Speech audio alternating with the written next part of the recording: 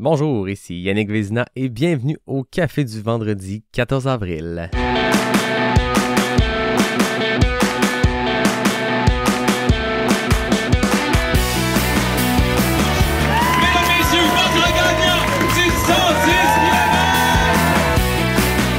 Si tu commences à te sentir bien en courant un ultramarathon, fais-toi-en pas, ça va passer. Grand champion du 125 km!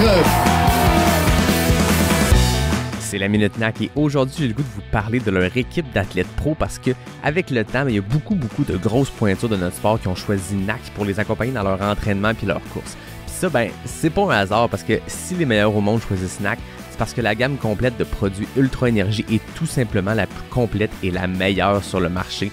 Point final. Pensez-vous vraiment que Mathieu Blanchard, Audrey Tanguy ou Dakota Jones choisiraient NAC pour une autre raison? Autant dans les 100 000 avec des Marianne Hogan, des Camille Bruyas ou l'Allemand Hannes Namberger, que dans les distances marathon ou cours ultra avec des Maud Matisse, Sylvain Cachard, Mélodie Gilbert, NAC accompagne les meilleurs. Puis si ça marche pour les meilleurs, ça peut certainement marcher pour toi. NAC t'offre 15% de rabais sur ta première commande sur le NAC.com avec le code promo pas sorti du bois, PASSORTIDUBOIS. Bon épisode tout le monde! Ouais, on n'est pas sorti du bois, hein? Salut tout le monde, bienvenue à ce 147e épisode de Pas sorti du bois. Un autre vendredi, un autre café du vendredi. Puis aujourd'hui, j'ai 3 sujets à vous parler avant qu'on tombe dans la portion entrevue de l'épisode. Première chose, je sais pas si vous avez vu ça, mais il y a le projet Immersion Mont-Blanc qui a paru sur les médias sociaux. C'est un projet de 3 ultramarathoniennes de Québec, donc Emmanuelle Salambo de Guara qui l'avait annoncé à l'épisode 129, Karel Cadoret et Alexandra Tremblay. Cet été, elles vont tenter de boucler le Tour du Mont-Blanc, donc une petite trotte de 175 km et 11 000 mètres de dénivelé positif en 4 jours, avant de s'attaquer à l'ascension et l'atteinte du sommet à 4800 plus mètres d'altitude.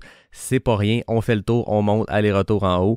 Très trippant comme projet, puis Pas sorti du bois a la chance d'être le partenaire média du projet. Ça veut dire quoi? Je vais vous donner des updates sur le projet, autant dans les cafés du vendredi que sur les médias sociaux. Je vais accueillir le trio au podcast à la suite de leur aventure. On va faire la promo du documentaire, etc., etc.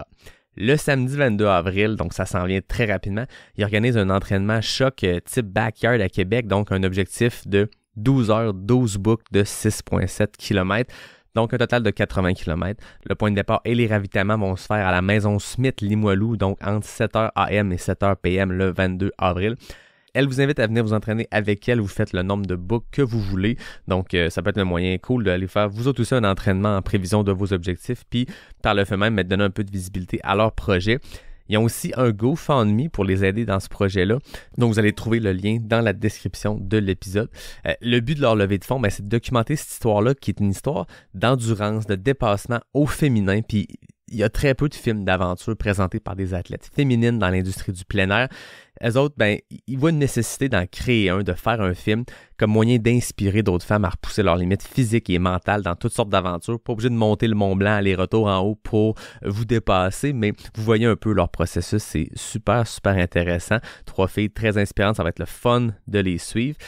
Puis, avec votre soutien, avec le GoFundMe, leur mission, c'est de documenter leur aventure, de créer un film qui va les suivre tout au long de la préparation, des entraînements, de l'organisation de ce projet-là et bien sûr, le Tour du Mont Blanc lui-même avec l'ascension. Parlant de films inspirants mettant en vedette des femmes fortes, la semaine passée, je vous en parlais aux côtés d'Anne Bouchard et Caroline Côté, le projet Caribou, mais surtout les projections du film Caribou réalisé par Caroline Côté. Depuis la diffusion de l'épisode, il y a d'autres choses qui sont confirmées, donc je vous fais un petit update là-dessus. D'abord, ce soir, le vendredi 14 avril, l'événement gratuit à l'Accordé Saint-Roch, donc le magasin de plein air que vous connaissez, avec une social run avant à 18h. Donc, 18h, la course avec Anne Bouchard dans le quartier Saint-Roch, 19h projection, puis vers 19h45, 20h, on va prendre les questions. Je vais être là pour animer la discussion entre le public et la réalisatrice Caroline Côté et bien sûr l'athlète Anne Bouchard. Ça, il n'y a rien qui a changé. Par contre, mardi 18 avril au Ciboire Saint-Laurent à Montréal, il y a un événement Facebook, puis c'est payable sur place. Donc, vous allez vous présenter au Ciboire, vous allez payer votre place, vous allez rentrer, vous allez pouvoir apprécier le documentaire. Je vous mets les infos de l'événement Facebook dans la description de l'épisode. On vous avait dit vendredi 21 avril à l'ENAP à Québec. Ben ça, c'est confirmé. C'est une projection qui va être plus traditionnelle, donc c'est des places réservées assises. Vous allez avoir l'expérience complète du film Caribou de Caroline Côté, avec une discussion qui va être animée encore là par moi sur place. Ça va être cool. La billetterie est ouverte. Toutes les infos sont dans l'événement Facebook. Le lien est également dans la description. Il y a d'autres dates qui vont se préciser au retour de Caroline Côté au Canada. Donc, on parle plus de l'été et de l'automne. On parle de l'Abitibi, de la Mauricie, Gaspé, Bromont. Va falloir suivre Caroline Côté, Anne Bouchard et Pas sorti du bois sur les médias sociaux pour rien manquer, mais ça va se confirmer un peu plus tard. Dernier sujet avant qu'on passe à l'entrevue. Nouveau projet d'Antonin Lausière. C'est un coureur qui est bien connu dans la communauté trail pour ses projets hors normes. En octobre prochain, il va se lancer sur une trotte de près de 1100 km entre le Château-Frontenac à Québec et la fin de la route 138 au fin fond de la Côte-Nord. J'avais reçu Antonin à l'épisode 81 pour parler de son grand tour de la Gaspésie, une trotte hivernale d'à peu près 600 quelques kilomètres. Il avait terminé ça à Sainte-Anne-des-Monts, puis c'est un gars qui, dès qu'il a eu fini le projet, pensait au suivant. Termine ça à Sainte-Anne-des-Monts, regarde l'autre bord du fleuve, voit la Côte-Nord et bang, l'idée de son prochain projet venait de germer. C'est un gars qui revient d'une blessure, qui s'est fait enlever des vis dans les os. Il a repris de la mobilité et là, il se lance sur quelque chose qui est encore plus ambitieux que ce qu'il a déjà fait par le passé. Là, on parle d'un objectif autour de 10 jours, je pense même sous les 10 jours, donc plus de 100 km par jour. Ça sera pas facile, c'est de l'asphalte. Je sais pas si vous êtes déjà rendu à l'UTHC dans Charlevoix, ça va continuer Tadoussac, Côte-Nord, tout ça. Il y a de la côte, ça va être très costaud ce projet-là d'Antonin Lausière, ça va être très intéressant de le suivre. On va avoir le temps d'en reparler, il part le 7 octobre prochain, mais il a annoncé ça cette semaine, puis c'est un peu ça la vocation du Café du vendredi, c'est de vous présenter des choses qui se passent dans la communauté, que ce soit ici ou à l'international. Parlant de l'international, il y a des grosses courses qui ont lieu dans les 2 prochains week-ends. Puis pour jaser de ce qui va être à surveiller, j'ai fait appel à un bon ami à moi que vous connaissez bien, notamment grâce à sa présence dans les épisodes Jazette de Geek, et j'ai nommé Nicolas Dan. Nico Dan, bienvenue à Pas sorti du bois. Merci de me recevoir, Yannick. Toujours un plaisir de jaser avec toi. Toujours un plaisir que ce soit dans une course quand tu es de passage à Québec ou devant le micro pour geeker ensemble. On a fait la jasette de geek pré-UTMB, post-Western State. On a fait ça plusieurs fois, mais là, quand je regardais les courses qui ont lieu en ce moment, je me suis dit, de un, il faut que je reçoive Nico parce que tu t'en vas à Madère. Mais en plus, il y a des trucs qui s'en viennent. Puis mes seuls sujets que je pensais parler cette semaine au Café du vendredi, c'est des courses internationales, c'est du gros geekage. Fait que ça tombait sur le sens que ce soit toi, mon invité du jour. C'est parfait. Je suis très fatigué ce matin, là. Fait qu'on a 2 sujets. J'ai le goût qu'on se garde Madère comme dessert parce que non seulement, comme je te dis, on va pouvoir geeker sur qui est là, ça va être c'est quoi les prédictions, mais surtout, tu t'en vas faire la course. Fait que je pense qu'on va pouvoir parler de ton entraînement, de comment ça se passe, la préparation pour ça. Mais avant toute chose, là, on est vendredi. Demain, c'est le départ de l'Istria 100 en Croatie. C'est un parcours extrêmement exigeant qui traverse la Croatie d'est en ouest. C'est une course qui est by UTMB, fait que nécessairement avec le nouveau système de points, c'est une porte d'entrée pour les élites, parce qu'on se rappelle que même si un Kylian Jornet ou un Mathieu Blanchard ont remporté ou fait un temps record l'an passé à l'UTMB, ils ne peuvent pas y retourner cette année par leur résultat 2022. Il faut que tu fasses un top 3, il faut que tu fasses un podium sur une course by UTMB.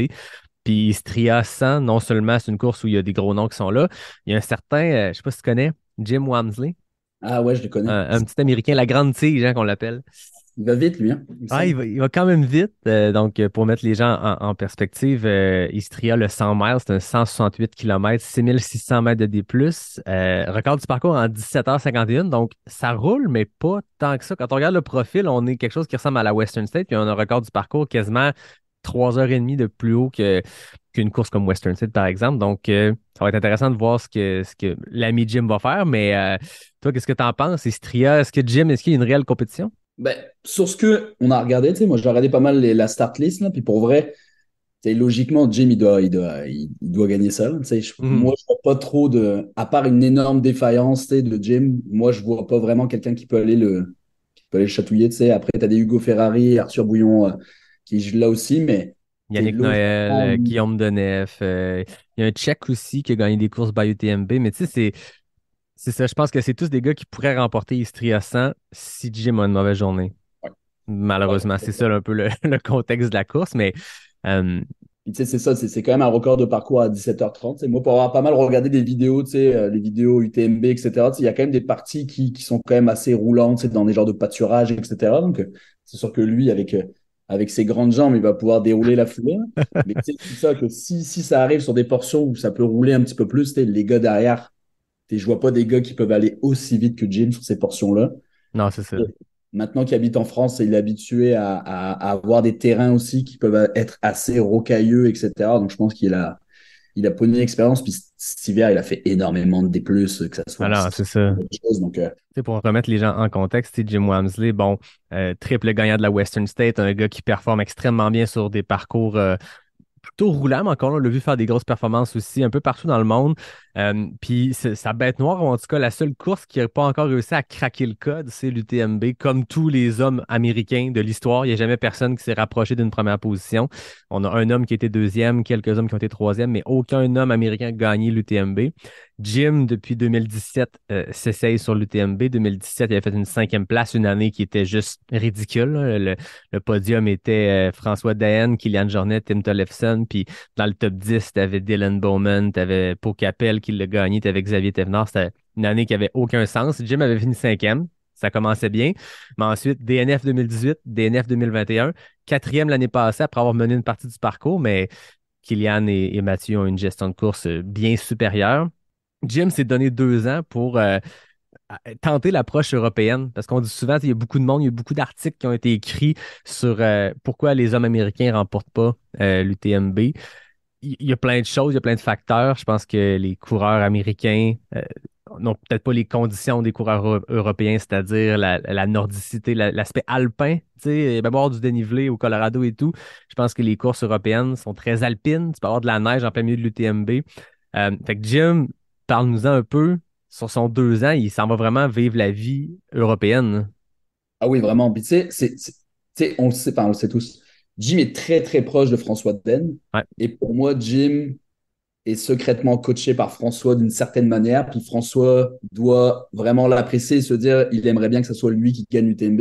Et j'ai l'impression que Jim est en train de prendre la même façon de s'entraîner et philosophie de François, à dire faire beaucoup de ski l'hiver, très, très peu de courses quand même. Tu sais, je regardais son volume de course à Jim, s'il met pas tout sur Strava, tu sais, il a que 740 kilos. Oui, d'accord, il a 34 000 mètres de dénivelé, mais tu sais, 740 kilos en avril, c'est pas tant. Donc, tu sais, pour moi, je pense qu'il est en train de prendre une approche qui ressemble pas ouais. mal à celle que François a prise, puis qui a été très, très.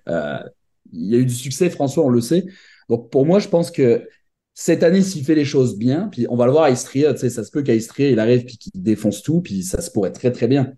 Et s'il défonce tout, ça va faire très, très peur à ce qui s'en vient pour les prochaines semaines, les prochains mois, parce qu'on est en avril, tu sais, après le build-up, il va être très, très, très, très long encore pour l'UTMB, mais s'il pose déjà les belles briques, les belles fondations pour ça, moi, je pense qu'on peut voir une très, très belle saison de Jim, puis ça se pourrait bien aussi qu'on puisse voir le premier Américain qui passe large de Chamonix en première position. Ça serait quand même cool pour l'histoire.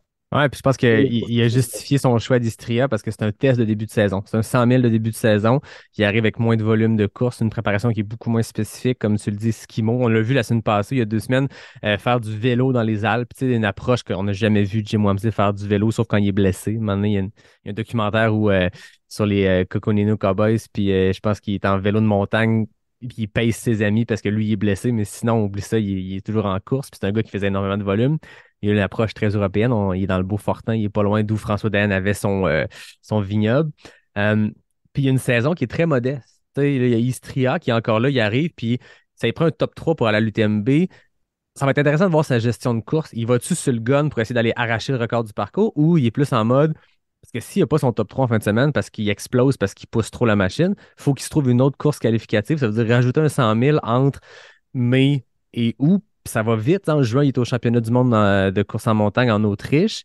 Ouais. Donc, à quel endroit il va squeezer un 100 000 pour aller chercher ses points UTMB. Fait que ça va être intéressant de voir sa gestion de course.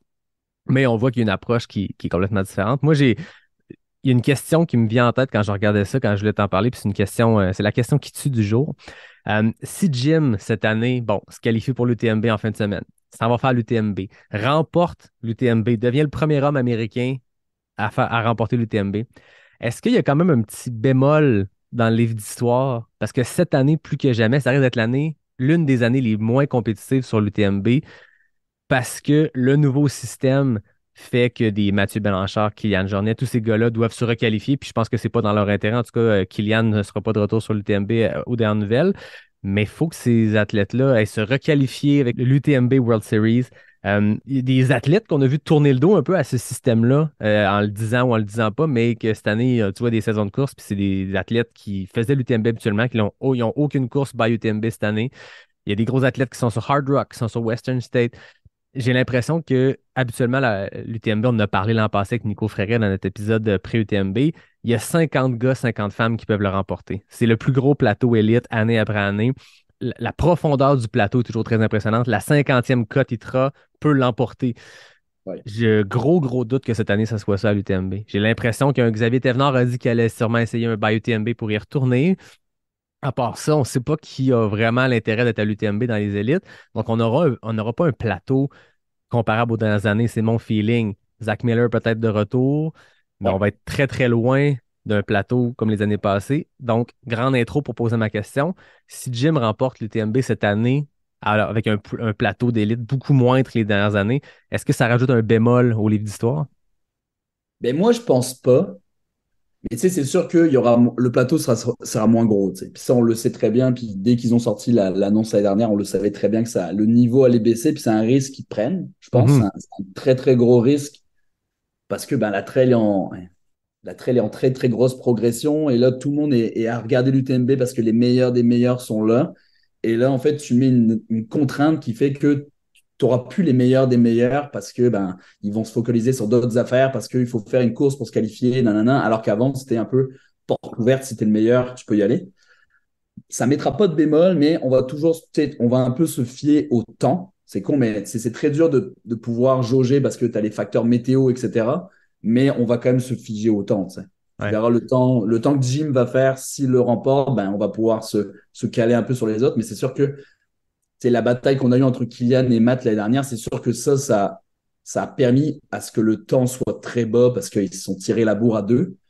ouais. S'il y a personne qui tient Jim, tu sais, ça va être s'il n'y a personne qui concurrence, ça va être très, très dur. Tu sais, on va se dire que comme Pau Capel, quand il a fait de premier tout le long de la course, tu sais, est-ce que s'il y avait eu quelqu'un avec Pau, ça aurait descendu encore plus bas? Sûrement. Certainement. On se rappelle que sa descente à Pau-Capel, il prenait ça super easy. Il avait 2 heures Ouais, d'avance sur le deuxième, puis il avait pris ça quand même très cool. Puis c'est bien correct, là. Je veux dire, t'es en fin de 100 000, t'es défoncé, puis t'as pas quelqu'un qui te colle au cul. L'an passé, Mathieu chauffait le cul à Kylian. Les deux gars se sont tirés vers le haut. Puis encore là, le temps, ça veut rien dire parce qu'on parle du sub 20 heures sur le parcours classique, mais une année sur deux à l'UTMB, c'est pas le parcours classique. En 2017, tout le monde était sous les 20 heures, mais c'est un parcours qui avait une portion de route qui avait été ajoutée pour remplacer du technique à cause que je pense qu'il y avait des accumulations de neige. Le parcours change tout le temps. L'année passée, Mathieu et Kylian ont eu des temps exceptionnels. La température n'était pas particulièrement parfaite. Je veux dire, il y avait plu pendant la CCC. Donc, je veux dire, quand Kylian et Mathieu et les 2000 coureurs de l'UTMB ont fait le parcours, il y avait des sections bouetteuses parce que tu avais 2000 coureurs de la CCC qui avaient couru dans la boîte. Tu sais, il y aura toujours ça, mais je suis quand même d'avis avec toi que c'est le temps qui va peut-être nous dicter un peu plus ça. Une victoire à l'UTMB, c'est une victoire à l'UTMB, ça n'enlève rien, mais tu l'as dit, c'est un risque quand même qu'ils ont pris l'UTMB. Puis je pense que dans 4 ou 5 ans, si leur UTMB World Series est rendu à 80 courses by UTMB dans le monde, puis que chaque région du monde a son by UTMB, puis ça devient beaucoup plus facile, autant pour le coureur moyen que pour l'élite de participer, d'aller chercher ces points-là. Ça va être différent, mais là, le nombre restreint amène aussi un nombre restreint d'élites. J'ai très hâte de voir le start list. On va sans doute se faire une jasette de geek avec Nico Fréret cette année, pré-UTMB, puis on aura le temps d'y revenir. Mais mon feeling est que Jim va être peut-être moins challengé, mais encore là, c'est un Xavier Thévenard et un Zach Miller sont là, les deux. On va ouais, quand même un foutu show, puis il va y en avoir d'autres qui vont s'ajouter, on s'entend. Puis Zach Miller pourrait devenir le premier Américain à gagner l'UTMB. Tu sais. Le chemin semble tracé pour Jim, puis il semble faire les bonnes choses pour ça, mais Zach est en feu, là. Zach revient très, très bien. Tu sais, il était dans le trou pendant très, très longtemps. Mais il revient. Là, tu sais, Ouais, je pense à Andorre, tu sais, il est super bien fait. Là. ouais. Donc, je pense qu'il y a moyen qu'il revienne très, très bien. Mais après, tu sais, on ne sait jamais. C'est les gars qui vont faire la Western, tu sais, ils vont avoir leur ticket. Donc, est-ce qu'on va en avoir un là-dedans? Est-ce qu'on aura une surprise qu'on verra Monsieur Blanchard qui ne le dit pas, mais peut-être que si jamais il fait un top 3 Western, peut-être qu'il va se tenter à faire le doublé, on ne sait jamais. Ouais. Mais c'est sûr que le plateau sera euh, moins alléchant, mais ça enlève à rien qu'il y aura au moins 20-25 gars qui vont pouvoir se tirer la bourre et filles là-dessus pour Exact. quand même assez cool à suivre. Avant qu'on passe à Madère, je tiens à mentionner que l'ami Guillaume Audette, un gars de Montréal, va être sur le 69 km à Istria. Guillaume, on aura le temps d'y revenir. Là. On se parle, lui et moi, puis peut-être que l'automne prochain, il fera un petit passage à Pas sorti du bois, un petit ou un long passage. Mais Guillaume, on se connaît depuis longtemps, puis on avait tenté en 2020, les deux, d'aller chercher notre ticket pour la CCC. J'avais été chanceux, j'avais été pigé, mais Guillaume, ça fait quelques fois qu'il n'est pas pigé. Puis là, cette année, il y a une saison qui est vraiment alignée pour aller chercher ces Running Stones là pour... donc, il va être à Istria là, puis je pense qu'il est à The Canyons, comme beaucoup, beaucoup de Québécois. Une course en Californie qui a lieu un peu plus tard au mois d'avril. Donc, Guillaume, ça, c'est une bonne course en Croatie. Madère Island Ultra Trail, une course, je pense que c'est devenu, de par la réputation de la course, de par la beauté de ce parcours, de par le niveau de compétition qui attire l'attention chaque année, j'ai le goût de te dire que c'est dans les 5-10 plus grosses courses ou dans les plus suivies d'Ultra Trail au monde en ce moment. Chaque année, l'UTMB, Hard Rock, Western, Diagonale. Madère est pas loin, c'est une course qui est vraiment unique. Avant qu'on parle de nos prédictions puis du gros plateau élite, parle-moi de toi, ta relation avec Madère, puis pourquoi tu as choisi cette course-là cette année à ton calendrier? Mais moi, ça a toujours été, quand j'ai commencé à faire du trail, ça a toujours été une course qui m'a attiré. Puis moi, moi, c'est courses destination à chaque fois. Puis le fait que ça soit, que tu traverses quasiment l'île au complet, tu sais, tu vas d'ouest en est, je trouvais ça vraiment super beau. Mais après, les paysages sont incroyables. Moi, je suis un très, très grand fan des films comme Jurassic Park, puis c'est des trucs qui me parlent. Ben c'est ça, c'est une île volcanique, ça a l'air complètement fou, là. Et tu sais, c'est un parcours que j'aime bien. Moi, j'adore quand ça monte longtemps. Puis Madère, il y a c'est 115 puis 7000. Puis les 7000 sont quasiment sur les 80 premiers kilos. Tu sais. C'est ça. C'est vraiment, vraiment intense. Et tu sais, mon collègue et ami Max l'a déjà fait. Puis il m'a toujours dit, s'il y a une course où je retournerais, ça serait Madère. Tu sais. Il dit, moi, j'y retournerais. C'est un truc comme ça que je voudrais. Et l'idée a germé un peu dans nos têtes. Puis d'un moment donné, c'était genre, ben, début d'année, moi, j'étais un peu réticent parce que les courses de début d'année, on est au Québec, c'est très, très difficile de s'entraîner. Mais, mais dès que les inscriptions sont ouvertes, parce que ça part super vite, les Ouais. inscriptions hebdomadaires, dès que ça s'est ouvert, j'ai tout de suite mis mon nom là-dedans en me disant, bah, on va essayer une course en début d'année. Jamais fait ça. Donc, ça a été un processus d'entraînement qui était quand même assez différent de ce qu'on fait d'habitude. Ouais, Puis moi, parlons-en parce que la course est extrêmement de dénivelé, comme tu le disais, beaucoup d'escaliers, en tout cas d'escaliers naturels avec des roches. Comment on se prépare, comment on s'entraîne à Montréal, à Québec, quand on s'en va faire Madère à la mi-avril? mais moi, j'ai eu une approche assez bizarre, puis on va voir si ça marche. Mais j'ai quand même été pas mal magané après Bromont l'année dernière. Tu sais, j'ai eu risque de fracture de stress des deux côtés. Donc, ça a quand même pas mal atténué ma préparation, on va dire, hivernale, parce que ben, j'avais un petit peu, je faisais beaucoup, beaucoup de vélo. J'ai vraiment beaucoup, beaucoup fait de vélo cet hiver. Donc, sur Zwift, je faisais pas mal de dénivelé, etc. Tout ce qui était renforcement musculaire, j'en ai quand même fait pas mal. Euh, Puis la course à pied, tu sais, le volume n'a pas été là en tant que tel, mais j'ai fait pas mal de dénivelé, donc des escaliers, etc. Ça, j'ai fait beaucoup de séances d'escalier parce que Madère, c'est ça, c'est des escaliers. Mais tu sais, ça n'a pas été optimal, mais je suis totalement en paix avec ça, tu sais, Ouais. parce que les aléas de la vie, les stress de la vie font que parfois, ben, t'as pas envie de t'entraîner ou autre chose, puis il faut accepter ça. Mais mentalement, tu sais, je suis prêt à y aller, je suis prêt à profiter aussi de ça. Euh, Faut pas se mettre trop de pression. Tu sais, la course, c'est fait pour plutôt voir du pays et être relax. Mais tu sais, je suis très, très, très, très excité de faire cette course-là parce que je pense que les paysages vont être fous. On va être avec des amis, il va falloir profiter. Puis, tu sais, il y a quand même il va y avoir des bons coureurs là-dessus aussi. Donc, c'est toujours un peu excitant, c'est d'être sur des lignes de départ avec d'autres pros, etc. Puis, tu sais, des gars comme Elliot, comme Jeff, comme Joanie qui seront là aussi avec Julien, puis Martin, ça va faire un peu, un Québec style à Madère. Donc, ça va être quand même assez cool. Ah oui, grosse délégation québécoise, tu l'as dit. Jeff Cochon, Elliott Cardin, toi, tu es sur le 115. Johnny Desroches aussi sur le 115. Sur le 85, on a Maxime Simard, Marie-Lou Baudette. J'en oublie certains, il y en a plusieurs. Là. Julien Lachance, Martin Dagenet sur le 42, Jean Fortier. Puis, je sais que lui, sur le 60, il y a une gang du QMT parce que on l'a vu, le QMT, maintenant, une course partenaire avec Madère. Donc, le 110 kg du QMT, le 115 de Madère, c'est des courses partenaires. Si tu gagnes le QMT 110, tu t'en vas à Madère l'année suivante. Donc, ils sont là avec une gang du QMT. Ouais. Beaucoup du monde du CTM aussi, du Club de Trail de Montréal que tu disais. Grosse délégation québécoise. Puis, j'ai le feeling, on va jouer au jeu des prédictions, on va revenir avec c'est qui nos élites internationaux, mais moi, j'ai le feeling qu'on a des Québécois qui pourraient faire très, très bonne figure à Madère. Oui, oui, tu sais, on le connaît tous, là, entre Jeff et Elliott, c'est très, très, très solide. Joanie, très, très solide aussi.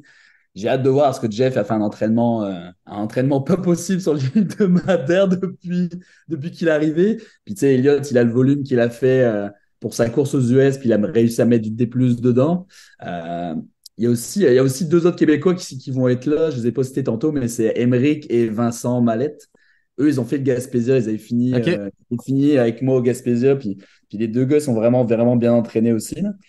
Mais tu sais, moi, je m'attends beaucoup à voir, tu sais, Jeff et Elliott, je pense que ça va être très, très, très intéressant de voir ça. Moi, je pense sincèrement que Jeff a des très, très grosses chances de faire un top 5. Moi, je Ouais. pense. Ah ouais. Puis Jeff, je veux Elliott, c'est dire, pareil. très en forme, du gros volume dans les derniers temps, du gros temps sur les pattes. On le voyait faire des journées de skimo puis finir avec des laps du Mont-Saint-Anne à la course. Euh, il est arrivé 3 semaines avant la course à Madère. Ça faisait 4 jours qu'il était là. Il avait déjà fait 2 fois le parcours. Il a fait de l'aller-retour. Écoute, il a vu le parcours sous tous ses angles. Il me disait, parce qu'il vient souvent au Q à Québec, on jase souvent, puis il me disait que euh, son but était de finir ses blocs d'entraînement là-bas, donc d'arriver quand même d'avance, de pas juste arriver à Madère, puis être en affûtage, puis essayer de se limiter à pas trop faire de kilos, mais quand même vouloir explorer. Là, il s'est assuré d'arriver assez d'avance pour que sa dernière semaine de son gros, gros bloc d'entraînement, que son gros volume se fasse là-bas. Donc, acclimatation, on est là. Il s'est mis dans des conditions pour bien performer. Après ça, il y aura la journée qu'il y aura. Puis je pense que Jeff a une approche très le fun du sport aussi, où oui, il performe, mais Jeff, c'est un finisher. C'est un gars qui se rend au bout de peu importe la course, peu importe ce qui se passe. Mais c'est une bonne journée, lui comme Elliott, ça va être impressionnant. Commençons avec les femmes. On a des gros, gros noms qui sont là. Abby Hall, troisième de la CCC en 2022, deuxième de la CCC en 2021. Je vais revenir beaucoup à la CCC parce qu'il y a beaucoup des athlètes élites qui ont fait la CCC. Parcours un peu moins technique que Madère, mais quand même, on parle d'un 100 kg avec 6000 mètres de D+, Madère 115, 7000. On est dans des similitudes comme type d'effort. Abial, première à la Transvulcania aussi, donc elle pourrait bien faire. C'est très similaire en parcours, ça, Transvulcania Ouais. puis Madère. Donc, c'est sûr qu'elle, elle va être vraiment, vraiment à surveiller, là. On a aussi Manon Board de la France, Lucie Jasmin de la France, Corinne Malcolm, Ouais. solide coureuse qui fait longtemps qu'il fait ça. Elle a fini 8e au Mute en 2022, donc elle connaît le parcours. Elle sait peut-être quoi faire pour se rapprocher de la première position. La Polonaise Paulina Kroaska, 11e à l'UTMB, 6e à la Varedo, je veux dire, c'est des grosses pointures. Y a-t-il d'autres noms que toi tu vois pour Non, nos. moi, c'est ceux que j'ai mis aussi. Moi, c'est ceux que j'avais mis. Euh, mais c'est sûr, moi, je mettrais vraiment une pièce sur Abiol, là. Mais tu sais, Ouais, moi, je pense qu'on pourrait être très, très surpris de Manon Board. Tu sais, Manon ouais, Board, je dis que ça va être la prochaine superstar de la trail, là. ouais. Elle progresse super, super rapidement. A gagné Euh, la TDS l'année passée. Là. Je veux dire, ouais, dans les courses du TMB, c'est probablement celle qui est le plus technique, les plus sauvages. Puis là, ça va à Madère. Quand tu as remporté la TDS, c'est certain que Madère, ça pourrait très bien se passer. ouais, ouais, c'est ça. Moi, tu sais, moi, je mettrais pas mal une pièce sur elle quand même. Ouais. Ouais, si j'ai un petit 5 pièces à mettre, je Fait que mettrais toi, ça. tu y vas sur Manon Board pour la victoire. Ouais, je pense que j'irais sur Manon Boa pour la OK, victoire. Parce que intéressant. Je vais aller pour je suis Abiyar. plein, je mets une française. Hein? Moi, j'y vois que l'américaine Abiyar. On verra comment ça se passe. Mais il va y avoir une belle bataille entre cette femme-là. Des grosses pointures. Côté homme, qui t'avais sur ton radar à part Jeff et Elliott? Bah, sûr que Peter Engel, c'est dur de ne pas être contre lui. Moi, je me demande juste comment ça va partir, tu sais. Parce que je Ouais. regarde les gars, je regarde la start list, je me demande si ça va partir vite ou pas. Mais sûr que, tu sais, C'est un Benoît Girondel, un gars extrêmement performant depuis très, très, très longtemps. Il a gagné 2 diagonales. Il a fini deuxième à la TDS. C'est pas un gars qui est connu pour partir à fond. Euh, Lambert Santelli, Chris Brown. Je sais pas à quel point, comme tu dis, ça va partir vite. Bah, tu sais, casquette verte, il aime bien partir vite, donc ça se peut Ouais. que ça, Casquette verte va être là. ça peut être le truc. Tu sais, Hugo Deck aussi. Hugo Deck, Ouais. moi, je l'ai surveillé quand même aussi parce que Hugo, tu sais, ça part quand même vite à chaque fois aussi. Ouais. Tu sais, Et Chris Peter Brown, Engdahl, on se rappelle et- l'année passée à la CCC, tout le monde voyait Jonathan Alben qui allait remporter, tu sais, qui est une superstar de la trail en ce moment, une étoile montante. Un gars qui avait gagné l'OCC en 2021. Tout le monde dit, OK, next step, c'est la CCC, un peu comme Blandine Lirondelle qui avait gagné l'OCC, qui a gagné la CCC l'an passé. Il y a eu une progression dans les distances. Tout le monde n'avait Dieu que pour Jonathan Alben qui allait remporter ça. Puis Peter Engdahl est arrivé puis il a explosé la course. Il est rentré la CCC en bas de 10 heures, là. Ah ouais, c'est fou, pour C'est une vrai. bête, là. Ce Ah ouais, gars-là, c'est s'il est en forme, c'est une bête. ouais. Donc, tu sais, moi, je mettrais. Sauf que lui, c'est dur d'aller contre lui.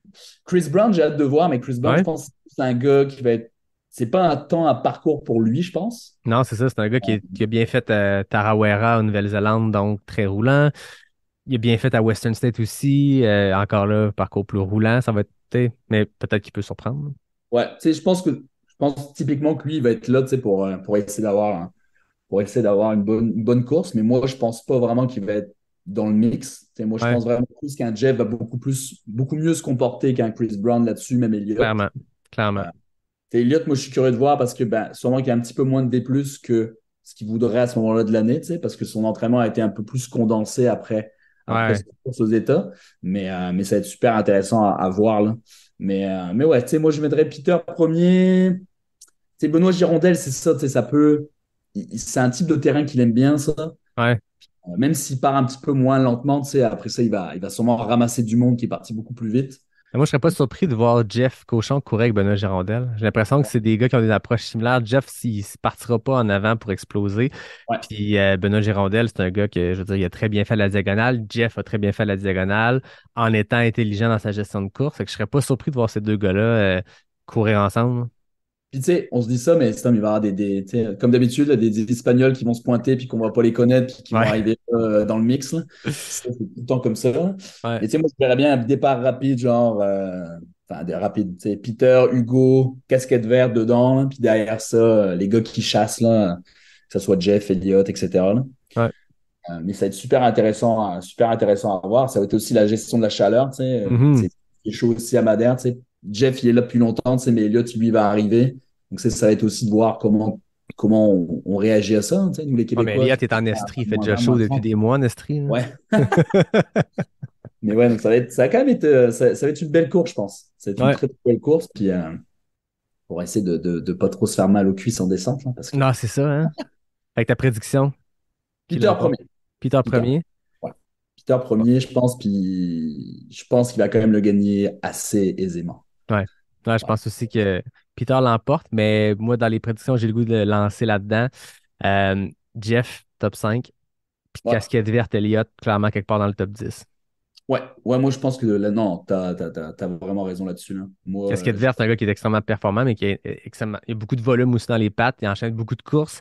Mais clairement, il va très bien faire, je veux dire, avec le volume de course de ce gars-là. Il est assez régulier dans ses performances, dans le sens où l'année passée, à part, je pense que la Diag a été rough, soit c'était des top 5 dans des courses avec des plateaux immenses, soit c'était des victoires sur des courses très compétitives, tu sais, sans grande vedette internationale, mais je veux dire, avec le volume de courses qu'il y a, puis très polyvalent aussi comme athlète, casquette verte, là, tu sais, technique, pas technique, il n'y a pas ouais, de problème, là.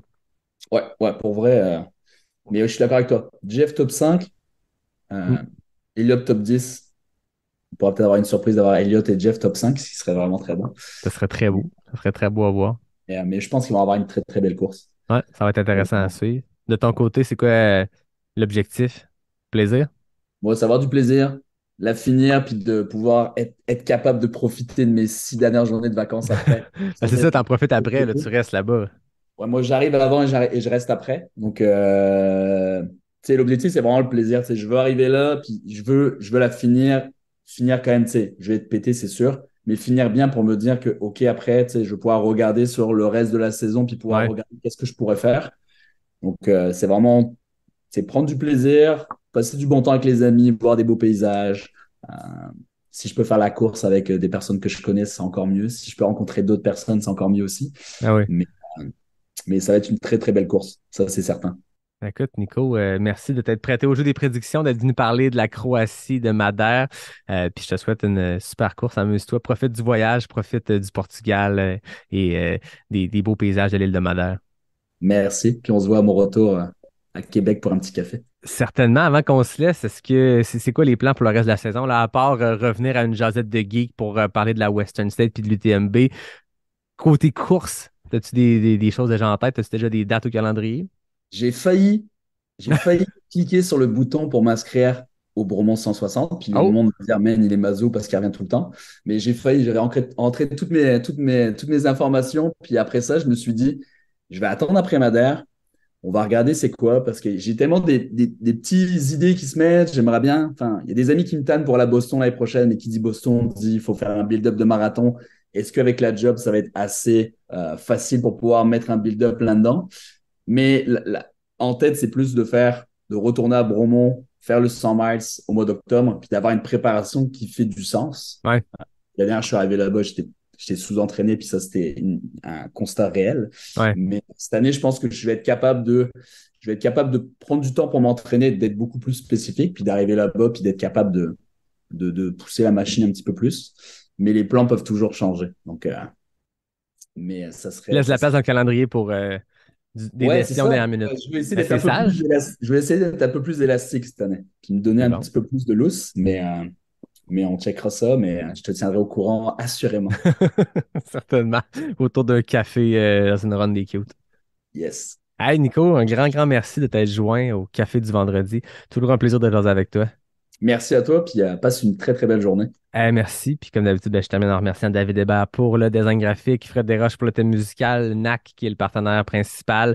Grâce à un certain Nicolas Dan, il y a plusieurs années, au tout début de Pas sorti du bois, qui a mis les bases de ce partenariat-là qui dure encore aujourd'hui. Je remercie aussi Noctem, Capic, Expédition qui sont d'autres partenaires du podcast. Puis à tout le monde, je vous dis à la semaine prochaine pour un prochain Café du vendredi. Ciao!